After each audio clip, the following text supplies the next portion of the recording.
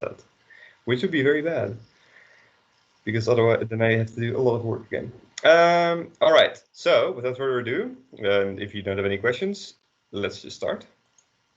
The theme of this week is vrije tijd, which I assume a lot of you have a lot of now. So maybe you can repeat after me. You won't hear it. I won't hear you, but just try. Vrije tijd. Wow, good job. So funny. So again, pay attention to the pronunciation of the I, which is pronounced. We start with an e and you end on an I. So I, I. Yeah. So what a lot of people do is say I instead of I, which is understandable. Like so understandable if that will be your instinct, and also understandable, like comprehensible if you say that to someone. But if you want to nail it, it's to I, a. I'm sure you'll get it down some, or now already. And vrije tijd means free time, which again you probably have quite more of at this point. Topics of this week. We'll first go through the homework, then the word of the week. Then we are going to teach you how to tell time in Dutch. Then we will go through the how to make the past simple in Dutch. Have a break. Teach you the names of the days of the week, of the months and the seasons. We'll teach you how to make an appointment and to read an agenda. And then we had phrase of the week, and then we're done already. Easy. And the survey is at the end of there. So, het woord van de week is, again, try to repeat after me, leuk. Leuk. I can't hear you, so I assume you're doing fantastic.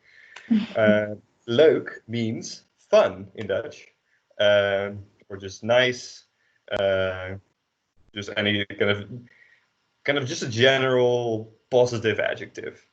And it's used all the time. Dutch people use leuk. It's like the second most used adjective, probably after lekker. Yeah. So anything. Oh, and no, maybe the third after lekker en gezellig. The feestje was leuk. A table or a chair can be leuk. Or so leuk. People can also be leuk. They can be, if you say call them leuk, it means like cute. There's a lot of uses for this word.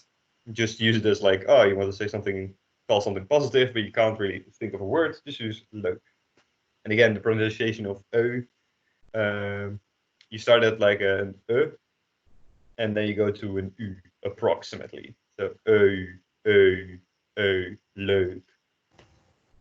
Yeah, you can also say if you find it difficult, you can say it more like a Belgian way, which would be leuk, leuk. You don't really do the u at the end, so you just do the leuk. Then you sound a bit more French. Very fun. All right, so the first exercise. For this, I will just ask you to give the answer, but could you please, if you know the answer, unmute your mic and tell me the answer instead of typing it in, because that will take too long otherwise. So here you had to fill in the correct plural, which we learned how to do last week. The situation, Erik and Peter are discussing some household tasks for today. So first, could someone do the first sentence up until schoonmaken? Elisa? Okay, I try. Yes. So, ik moet de bedden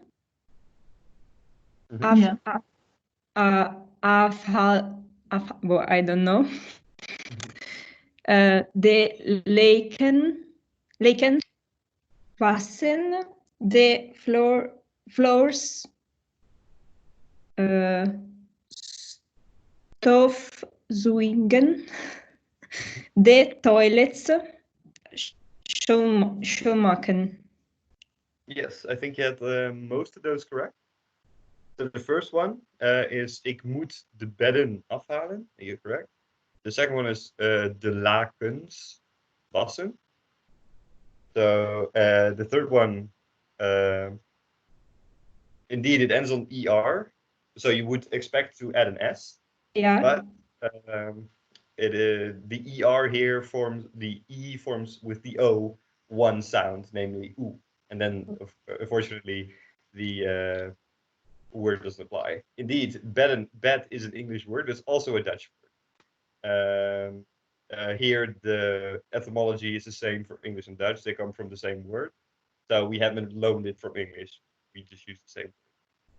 Other examples are like, no, I don't know another example, but there's a lot of other words that are the same in English and Dutch, but not because we stole for one. So indeed, it becomes the vloeren because the er ending here, and it is toilets. You would expect it would be toilets, indeed, and here, unfortunately, we are just mean, and it is toiletten. For some words has become sufficiently Dutchified that we don't consider them foreign words anymore. Like toilet would be probably toilets in French. Maybe it doesn't. Maybe it's not toilet in French. Again, I don't know in French. So I think it is, right? well, then, yeah, we just did something else. This would be the end. And the translation is, I have to take off the sheets of the bed, wash the blankets, vacuum, and clean. It's not because the R is not an ER ending, say, because it's not if it would be ER ending, you would pronounce this slower. But OE in Dutch always form one sound, and so you get fluer at the end. And the ER rule only counts if you have like an unemphasized ER ending. For example, in the word halter.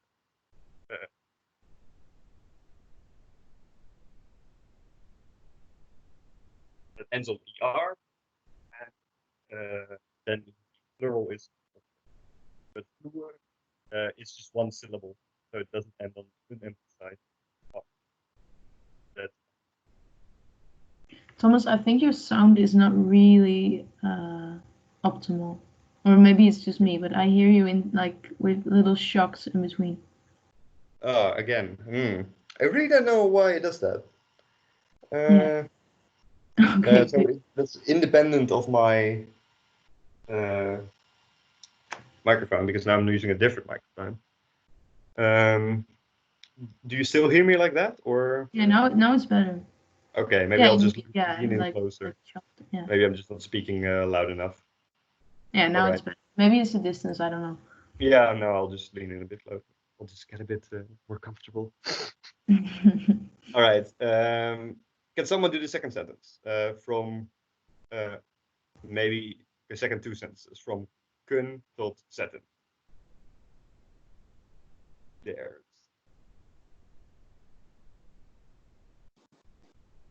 Yeah, sure, I can try it. Great.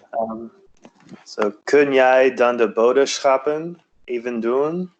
En goed, en ik zal ook even de vleesbakken aan de straat zetten. Yes, Very perfect. good. And good pronunciation. Bedankt.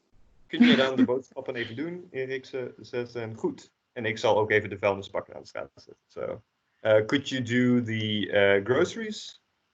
And Eric then says, yeah, sure. I will also put the garbage bins at the street, so they can be collected. Okay, can someone do the next two sentences from Karin to schoonmaken?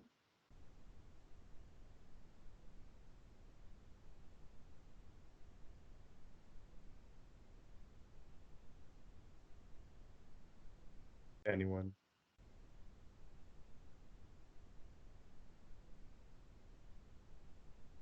I'll just stare at you until someone does it.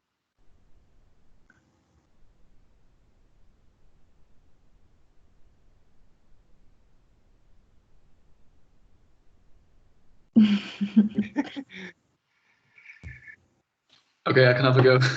Yes, great. Thanks, Jeff. Okay, so Karen moet straks maar even de aardappelen schillen en laat Peter de kattenbakken schoon maken. Yes, very good. Karin moet even de aardappelen schillen. You can also say aardappels. Those are both correct. En laat Peter de kattenbakken schoonmaken. Yes. So Karen has to Karen has to clean the peel the potatoes and have Peter clean the cat place where the cat shits. I don't even know the translation.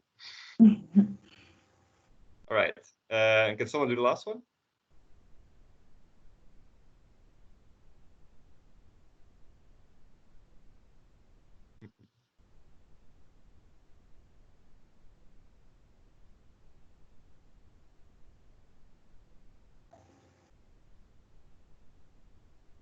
No? Okay, then I'll just do it. Pieter, dat heb ik al gedaan, maar hij kan de honden uitlaten. En hij moet ook even de lege flessen naar de glasbak. So Peter says, "Oh, I already did that," but he can also let out the dogs or walk the dogs, and he also has to bring the empty bottles to the recycling thing box. All right. Second exercise, I will just go through this quickly because I don't have a clicky thing here. So de stoel staat achter de tafel. Oh no, maybe you can type in the chat. Me? No, the student. Stoel staat achter de tafel. Yes, it is the third one. The chair is standing behind the table. So, het mes is tussen de vaas en het boek.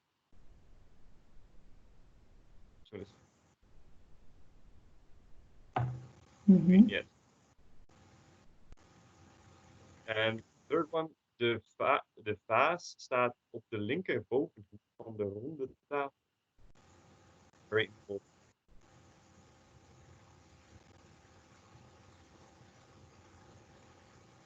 Yeah, the second one, indeed. The upper left corner of the round table. And there's actually two of those because I don't know how to make reference. So the second and the fourth one are correct. All right, Yeah. that's a recap of what we did last time. And now let's move on to new things. Telling time. I won't look at that one. So telling time in Dutch is a bit convoluted, but with some practice we get it down. You see this graphic, and it's also in your booklet. There are basically sort of two sections of the clock, and which talk differently about time. So this first quarter of the clock, the hour that is referred to in the last part of the sentence I used to say things, we'll get that is the current hour, and in the last 3/4 of the clock, it's about the next hour. And what do I mean? For example, if it's 12 o'clock, then in Dutch we say, just like in English, you would say it is 12 o'clock. In Dutch, you would say het is 12. So normally I would write it down on the blackboard. I write it down. Het is 12. You just say it is 12 hours. Going back 5 minutes, if it is 12:55, for instance, in English you would say it is 5 to 11, or you will say 12:55. In Dutch you would say het is 12:55. It is 5 to 1. So in Dutch you would say het is 5 voor 1. It's 5 to 1. Very straightforward. Now, the lower half of the clock, things are a bit weird. So 12:05, also pretty straightforward, is 5 12:10, 12:15. Kwart over 12. But then It's almost. I 12:20. think your mic is doing the same. Okay. Is it Yeah. better now if I stand close? Yeah. Okay. For me that's it the is. reason. All right. 12:15 is kwart over 12, which is also a lot more straightforward. But then in English, if it's 12:20, you would say it's 20 past 12, like a normal person. In Dutch, however, we don't say het is 20 over 12. No, we would say het is 10 voor half 1. So it is 10 to half to 1. It So must it's a be so bit confusing if you're not used to this. it's a bit involved. And so instead of 12:25 as well, we don't say it's 25 past 12. We say it is 5 voor half 1. 5 to half to 1. Yes. Can we do this like we just say, oh, it is 25 past 12? I don't know. It would be a lot more straightforward, but this is the most common way of telling time. If you would say het is 20 over 12, people would understand you perfectly fine, but it is not the most common way. And I think it's also confusing comparing to English that we say, for instance, when we say 6:30, we mean 5:30 and not 6:30. So Yeah. we always refer to the hour that is about to come instead of that has been. Yeah, indeed. So with 12:30 or 12:30 in English, or just mostly British English, some would say, oh, it's 12:30, which means it's 12:30. And I think in American English, you would more often say it's 12:30 or 12:30. But in Dutch, we would say it is 12:01. It is 1:30, namely a half hour to 1. Yeah. Yes. Are there questions about this? Yeah, I could go over the other times as well. So 12:35 would be 5 over half 1. 12:40 would be 10 over half 1. And then at quarter to 1, it would be normal again, namely kwart voor 1. And then it's 10 voor 1, 5 voor 1, and dan 1 uur. So that is basically how you tell time in Dutch. An important thing you also want to know is if you ask, all right, what time is it? In Dutch, you say, laat. How late? If you would ask, what is the tijd? That would be kind of weird. What is the time? It's kind of strange. Yeah. And that is basically it. So now, here's also written there. Hoe laat is het? Het is 4 uur, half 4, 10 over 4. Laat vertrek je? At what time are you leaving? Ik vertrek om 10 over half 6. I leave at 20. 10 past half. So a bit involved, but it is cool. So, are there any questions about this? If not, please do this exercise in your booklet. For the first 2 rows, you have to fill in the correct time, just in numbers. And for the second 2 rows, you have to either add the numbers in the digital clock or draw the ends. So I'll give you 5 minutes for this.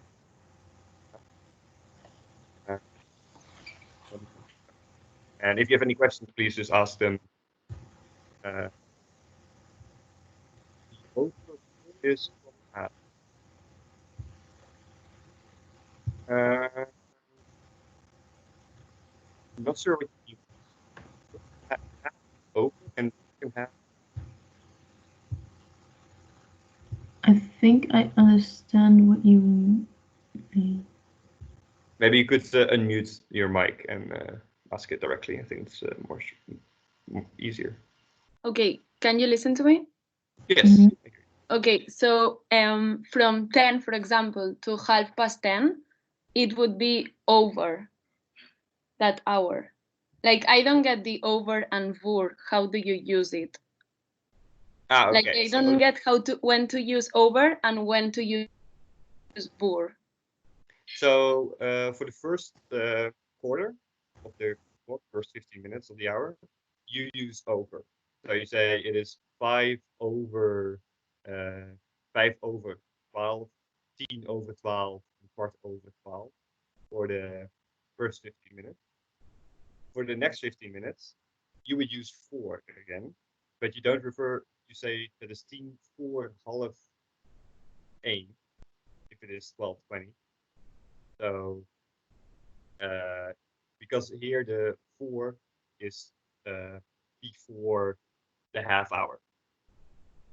And the over in the first 15 minutes refers to past the whole hour. So this maybe this graphic is more useful in that regard. So here you use over, here you use 4 half, here you use over half, and there you use 4. Is that clearer for you, or still? Okay, great.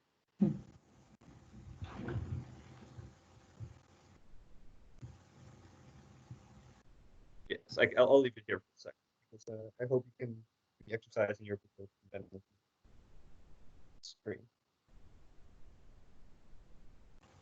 If not, okay, maybe I should just use this graphic in the first.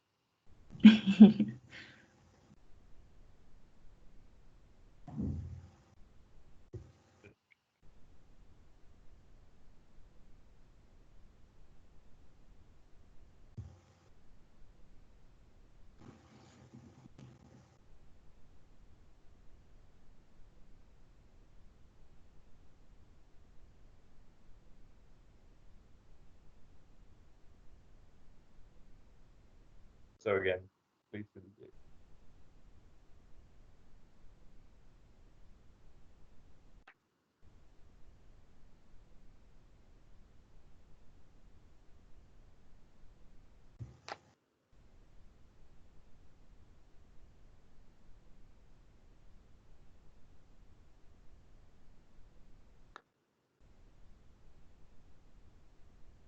I've been teaching this for like 2 years now already, and this is always the least straightforward thing to explain, even though it shouldn't be that hard sometimes. Spending time in Dutch is just Yeah, it's so crazy. pretty. I can't imagine it must be so weird if you're not from here and you've never seen a Dutch clock before. Mhm.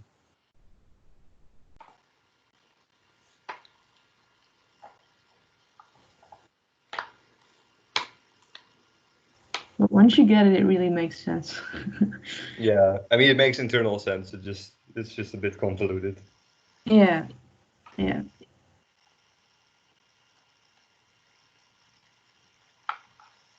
But I'm sure we're not the worst with this. It's probably some language that does this really weird. Yeah. I hope we're not the worst. Isn't it the same in Germany as well? Could be. I really don't know. I'm not sure, but Exactly the same in German. Okay, cool. yeah, okay, yeah, cool. Yeah, I had German for like 6 years, so I should know this. I only had it for 2 years, so I can Dutch responsibility on that. Yeah. Well, then, at least for German people, it must be easier, I think. Yeah. And let us know when you're finished, by the way. Yeah. Good. Oh, that's fast.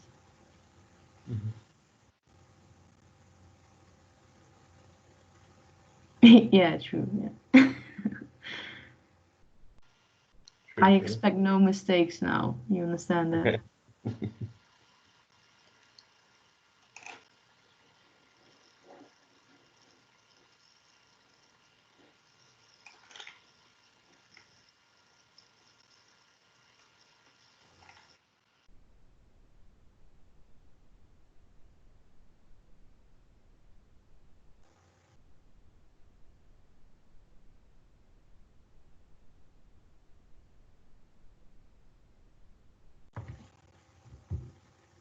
Alright, so now it's half fast. Anyone need more time for the exercise? Or want more time? Maybe you're just like, okay, yeah, let's see what it is. And that's gonna be fine. Not, then we will just go to discussing. Okay, cool. Let's move on. So, just please type in the chat what you think it is from first to the bottom. So, 5:30, how would you say that in Dutch?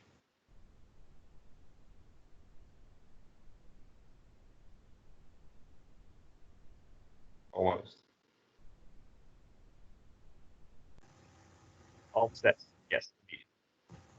It's half test. You don't say the uur except for at the around. It's 6 o'clock, then you would say 6 uur, but for the rest you'd leave out the uur. Okay, next one.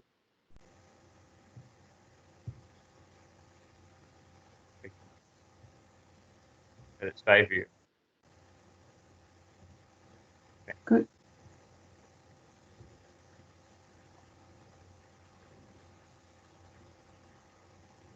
Kwart voor 3.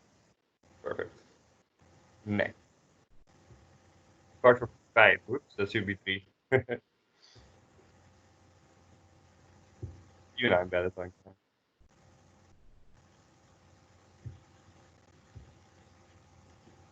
Okay, the next one. Kwart over 11. Perfect. Right, now they get a bit more complicated. So the first one of the second.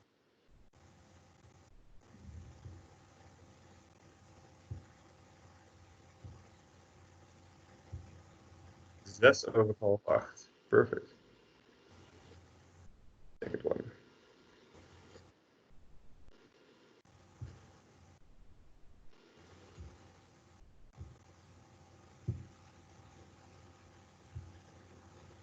Kwart voor 2.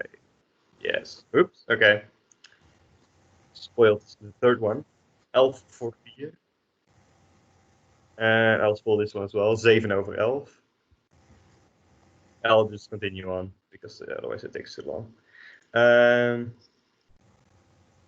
voor 4. Yes. It's good enough indeed. All right. Oh. 7:29. Yes, very good. Okay, so some people are very dedicated, so I'll keep doing it. The last two I won't let you do. So this one, last one, 2 over 12. What is that in normal time? 12:02. Yes. Okay, 6 voor 4 would look like this. And 4 voor half 3. This. All right. Any questions left about this? You guys did a good job. Yeah, you guys did very good. Mm. I would recommend just trying this out during the day, just looking at the clock sporadically and then trying to say how that is in Dutch, and then you'll get that down. Why is it not 8:29? Because it is 4:30. So it's before 1 minute to a half hour to 8. So we say 4:30, then we mean 7:30. So it's 1 minute to 7:30, it says. And that would be 7:30. 8:29 would be 1 voor 8:30. How to think and say at the same time. Practice. That just take practice. Yeah. I mean, when you first learned how to tell time in English, or I don't know, in your native language, it also didn't come instantaneously. So this will just have to be practice. You have to look at the clock and you know, oh yeah, those are the words I need to know in Dutch. It's practice, practice, practice. All right, so we'll quickly go over this. Just useful words to know, days, etc., etc. Oh, there's a slide missing there. Yeah, I think we first do the past simple and then later on the. Oh yeah, indeed. I think. Topic slide should have been removed. Okay, so you do not have for 1760? Yeah. What do you mean that?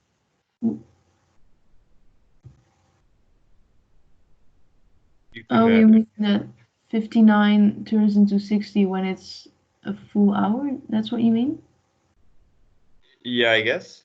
Because- No. So that, I mean, that is indeed, there's 60 minutes then, but we don't say 60 at the full hour. Maybe there's a language that does that. Maybe your language does that, but in Dutch we just say it is 5 uur. All right, Fleur, Leun? Okay, so we will come back to the days of the week, Oh, but we will first look at the past simple. So looking at some verbs now. Are there still questions about time? So 5 a.m. is the same as 5 p.m. Well, in the way you say it, yes, but of course we make a distinction. While we don't say a.m. or p.m., we don't have a direct translation for it. But for instance, if we make an appointment and it is in the morning, then we add 's ochtends or in de morgen. And then when it's in the evening, we say 's avonds or in de avond. But we will come back to those words later. But just clockwise, it is the same, yes. Although, if you do it digitally, then you have, wait, I will type it. You have this for the morning and this for the evening, if that's what you mean. yeah, but you would never say, for example, it is 17:05. You would never. Yeah. They always say it's 5:05, even if the digital clock would say 17:05. Yeah, and yeah. Okay. Okay, so recall from earlier that in Dutch we also have regular and irregular verbs. And I hope you remember how regular verbs are used in present tense. So just as a reminder, what we do is we have the full verb and then the infinitive. And with regular verbs, the verb ends on en at the end. You remove the en and then you conjugate the verb. For instance, if we take the verb fietsen, which is a regular verb, then you just conjugate it with fiets, fietst, so plus t. You know the whole thing we did earlier. And we also talked about irregular verbs and even about modal verbs. But now we will look at the past tense. So starting with regular verbs, it's basically similar to the present tense in the way that you first remove the infinitive. So you remove the en at the end. And based on that, you start the conjugation. So starting with, for instance, okay, now I will do an example later on. So what you do is you remove the en, and then you look at the last letter of the stem, which you have, and then there is this rule, which I didn't know about until today, because in Dutch we have a different tricks to use. But apparently in English we can say sexy soft ketchup. In Dutch I always use het kofschip. Maybe you as well, Thomas, I don't know, but that's how I learn it. Yeah, kofschip or fokschaap or ecstasy Yeah, coffee. yeah. So these are words to remember how to, because even Dutch people struggle with this, so that's good to remember if you struggle with it. So you look at the last letter of the stem.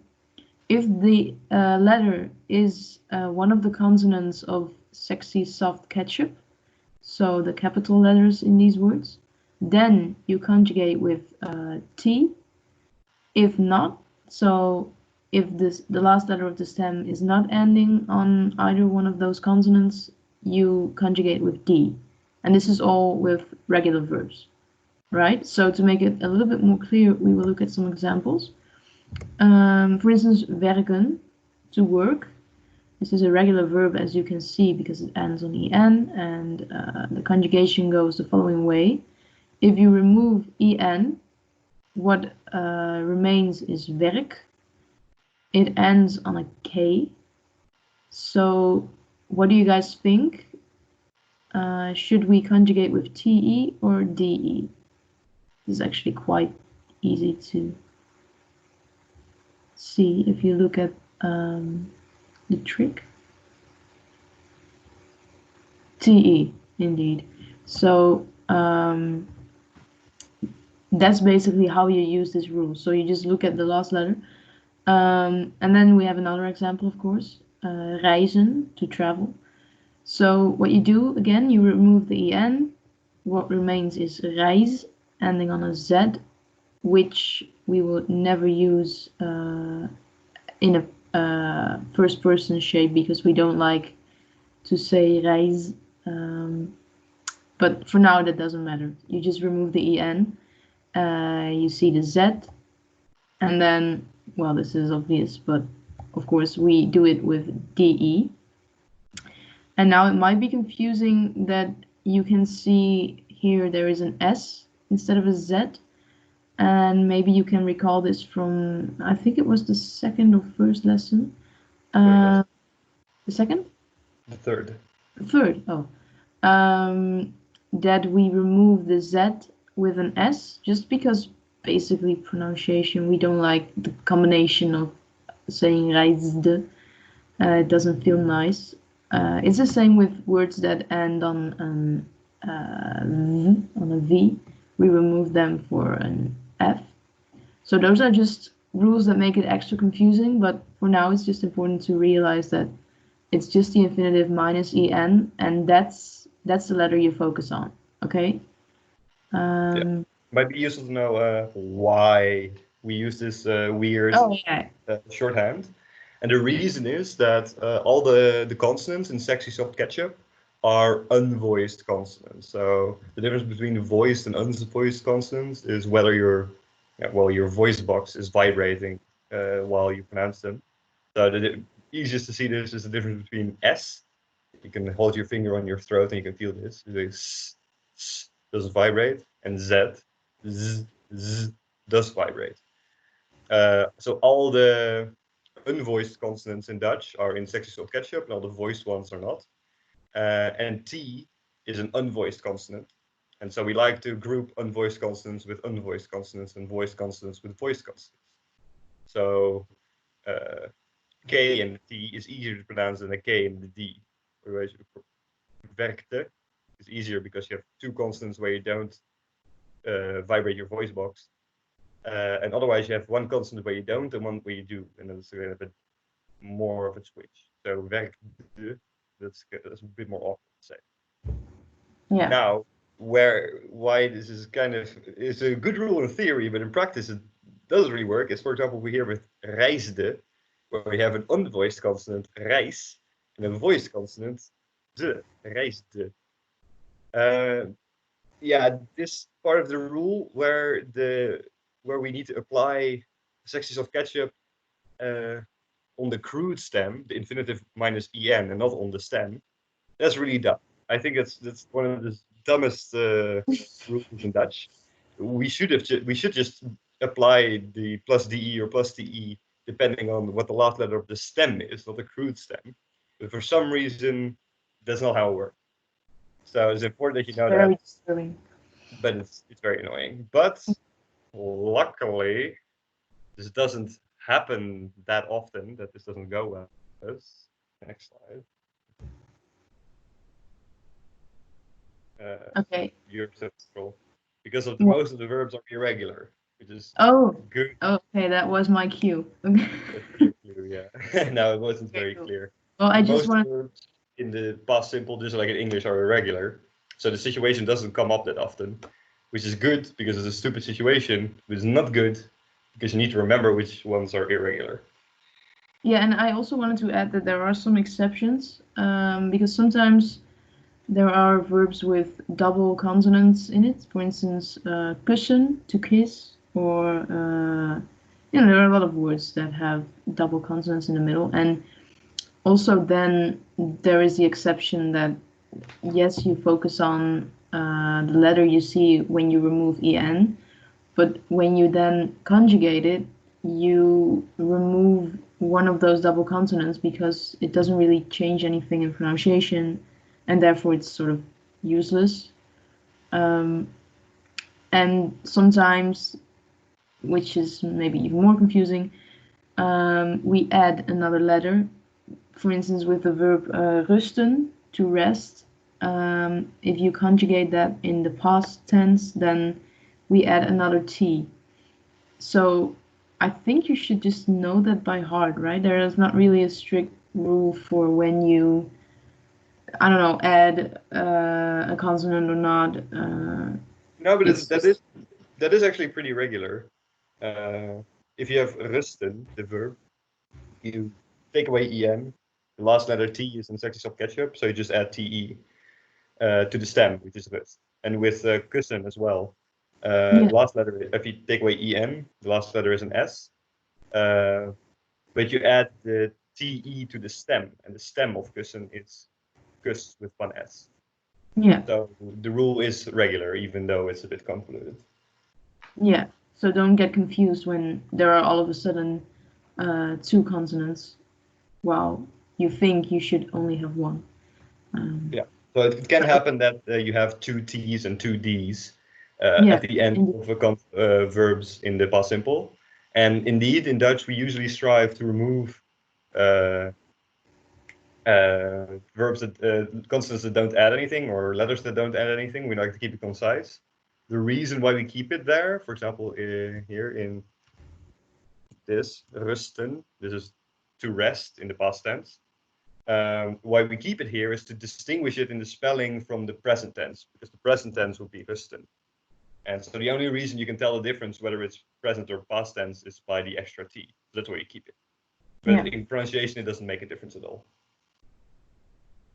Yeah. Okay. But then there are also, like Thomas said, many irregular verbs. And here are just the most common ones, but there are a lot. And yeah. And yeah, you should just know them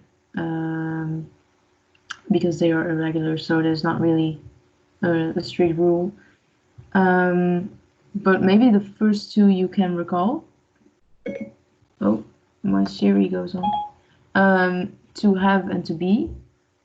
Zijn, to be, and hebben, to have. Those verbs are irregular, and we already touched upon them. Was it the first or the second week? Really soon in this second, yeah. And so in singular form, it's was. Ik was, jij was, hij, zij, het was. And in plural, it's waren. And as you can see here, all the singular and plural forms are given. So I will quickly go through them. So for to have, hebben, ik had and wij hadden. So I had and we had. To say is zeggen. Ik zei en wij zeiden. To read, lezen. Ik las, wij lazen. So as you can see, the whole vowel changes because instead of ik lees in present, it becomes ik las in the past. So it's a whole different sound. To give, geven, becomes ik gaf or wij gaven. To eat, eten, becomes ik at or wij aten. And think about the long vowel you make here. To drink, drinken, which becomes ik dronk, so the I becomes an O, and wij dronken. Then to do, doen, becomes ik deed, so ik doe becomes ik deed. It's a totally different word. And wij deden. And then we also have to must, moeten, ik moest, and wij moesten. And I think in your book there are two more. or not? I think it's. I just literally copied this from the book. So. Oh, okay, then no. So yeah, these So- are the regular verbs. Yeah, so here in the chat I put a link to a list of irregular verbs. There's a lot. As you might, maybe you've noticed this, there is somewhat of a pattern sometimes. So for example, here you can see that A's usually becomes a or a in the past tense if it's an irregular verb. So lezen becomes lazen, geven becomes gaven, eten becomes aten. And there is some sort of general pattern here. There's like 11 cases, so I don't want to bother you with this. Just like in English, there's also sort of a pattern, but usually you just have to kind of cram them and just be exposed to them a lot. So there's a list I just put in the chat. There's a lot of words, so don't try to like learn every single one of them because that would be crazy. But just look at some that you think are useful. Maybe cram them at some point. Use Duolingo. It makes you cram a bit. But yeah, irregular verbs. I think the next slide is maybe useful. Yeah, you can now do the exercise above the exercise that says oefening grammatica, so the pink box. And there you see 5 verbs: rennen, dansen, lachen, horen, plannen. Yeah. Yeah, Thomas is pointing at it right now. Yeah, could you do both this one? Here you just have to fill in the conjugation of the verbs. These are regular. And here you have to fill in the correct conjugation of the verb. And these are sometimes irregular. So could you do both of these? Maybe we will also kind of do a break during the time. It's kind of mean, have a break and have you do things, but I need to go eat something.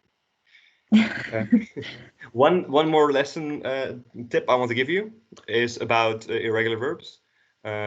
Is that most verbs that are irregular in English are also irregular in Dutch. So if you see a verb in Dutch and you wonder, oh, is this irregular or not? And you know its meaning, and you know that in English, which I hope you all speak pretty okay, if you know it's irregular there, it's usually also irregular in Dutch. So for example, to eat is also irregular in English. To eat, I ate. To read, I read, I read. There's a lot of examples. Buy, to whatever, to drink, swim. These are all irregular in English and in Dutch. It's approximately 70-80% correspondence, so it's a good guess. Of course, it doesn't tell you what the irregular form is in Dutch, but hopefully over time you get sort of a sense for that. We don't expect you to just know that by now, just immediately. Again, so please do those 2 exercises. And then maybe we'll see you, give a bit longer break at 9:05. Okay? And Maybe if you if have any questions, please ask yeah. just in the meantime. We'll be here.